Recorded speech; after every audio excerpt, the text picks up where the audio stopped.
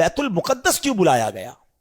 یہ بڑی کمال کا کوسچن ہے کہ اگر رب نے اپنی بارگاہ میں بلانا تھا تو یہ بیت المقدس کا ٹریول کیوں کروایا گیا؟ ایک ایسی جماعت قائم کی گئی کائنات میں، اس سے زیادہ مبارک جماعت کوئی نہیں ہوئی، اور وہ جماعت ہوئی، وہ نماز ہوئی بیت المقدس میں کہ جب سارے انبیاء صف بنا کر کھڑے ہیں، اور اب حبیب پاک جب وہاں جاتے ہیں تو جبریل امین نبی پاک کا ہاتھ پکڑ کر مصلی پہ کھڑا کر دیتے ہیں صف بصف کھڑے ہیں انبیاء، صف بصف کھڑے ہیں انبیاء، مصطفیٰ امام ہو گئے، ان کے جو غلام ہو گئے وقت کے امام ہو گئے، نام لیوا ان کے جو ہوئے ان کے اونچے نام ہو گئے۔ اور بریلی کے تاجدار سے پوچھو کہ یہ نماز کیوں ہوئی تھی، what is the reason to make that beautiful جماعت، جو سیکرڈ جماعت، دنیا کی سب سے مقدس جماعت، یہ کیوں ہوئی تھی؟ اس کی وجہ امام عشق و محبت عشق والی زبان میں فرماتے ہیں کہ نماز اقصا میں تھا یہی سر،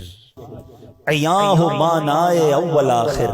کہتے جو اقصا میں جماعت ہوئی تھی نا، اس میں ایک راز تھا، اور وہ راز یہ تھا کہ پتہ چل جائے کہ اول کون ہے، آخر کون ہے، افضل کون ہے، مفضول کون ہے، آقا کون ہے اور اس کے پیچھے کون ہے۔ سبحان اللہ۔ کہتے نماز اقصا میں تھا یہی سر، عیاں ہو مانائے اول آخر، ہے دست بستہ پیچھے حاضر، جو سلطنت آگے کر گئے تھے، جو پہلے سلطنت انبیاء کر گئے، وہ سارے ہاتھ باندھ کر پیچھے کھڑے ہیں۔ سب کو بتا دیا گیا کہ رب کا حبیب کون ہے، سب کا آقا کون ہے۔ گویا یہ منظر اس وقت ظاہر ہو گیا کہ خلق سے اولیاء، اولیاء سے رسول، اور رسولوں سے اعلیٰ، اور رسولوں سے اعلیٰ۔ مسجد اقصی میں جب نبی پاک علیہ الصلوۃ والسلام پہنچے نا، تو اب وہاں پر نبیوں نے خطبہ دیا۔ اب ذرا خطبہ سنیے گا۔ سب سے پہلے حضرت ابراہیم نے خطبہ دیا، الحمدللہ الذی اتخذنی خلیلا، تمام تعریفیں اس اللہ پاک کے لیے جس نے مجھے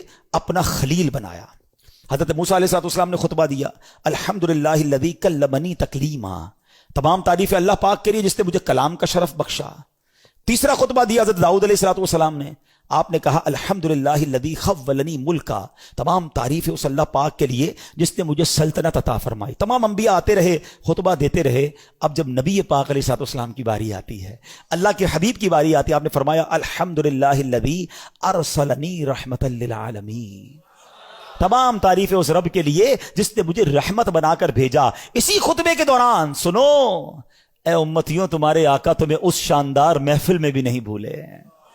ٹرائی ٹو انڈرسٹینڈ کس کوالٹی کی وہ محفل ہوگی۔ کائنات کے سارے بہترین، سب سے بہترین افراد جمع ہیں، اللہ کے حبیب خطبہ دے رہے ہیں، اور آڈینس کون ہے؟ انبیاء ہیں۔ سب اپنی اپنی بات کر گئے نا۔ سنو نبی پاک نے آگے کیا فرمایا۔ اللہ کے نبی کہتے تمام تعریفیں اس اللہ پاک کے لیے جس نے میری امت کو بہترین امت بنایا، جو لوگوں کے لیے نکالی گئیں۔ تمام تعریفیں اس اللہ پاک کے لیے ہیں جس نے میری امت کو سب سے افضل بنایا۔ تمام تعریفیں اس اللہ پاک کے لیے ہیں جس نے میری امت کو اول بھی بنایا۔ اول کیوں؟ کہ ساری امتوں میں سب سے پہلے جنت میں نبی پاک کی امت جائے گی، اور میری امت کو آخر بھی بنایا کہ یہ امت دنیا میں آنے کے اعتبار سے سب سے آخری امت ہے۔ اللہ اللہ، ایسی محفل تھی، اور آقا ذکر کس کا کر رہے ہیں؟ پہلے سوچو، ذکر کرنے والا کون ہے، سننے والا کون ہے، اور ذکر کس کا ہو رہا ہے؟ پھر ہم کیوں نہ کہیں کہ میری خوش قسمتی، میں تیرا امتی، تو کجا من کجا۔ کیسا روحانی تعلق ہے، ہم میں سے تو کوئی اس وقت پیدا بھی نہیں ہوا تھا، کروڑوں اربوں امتی نے بعد میں آنا تھا۔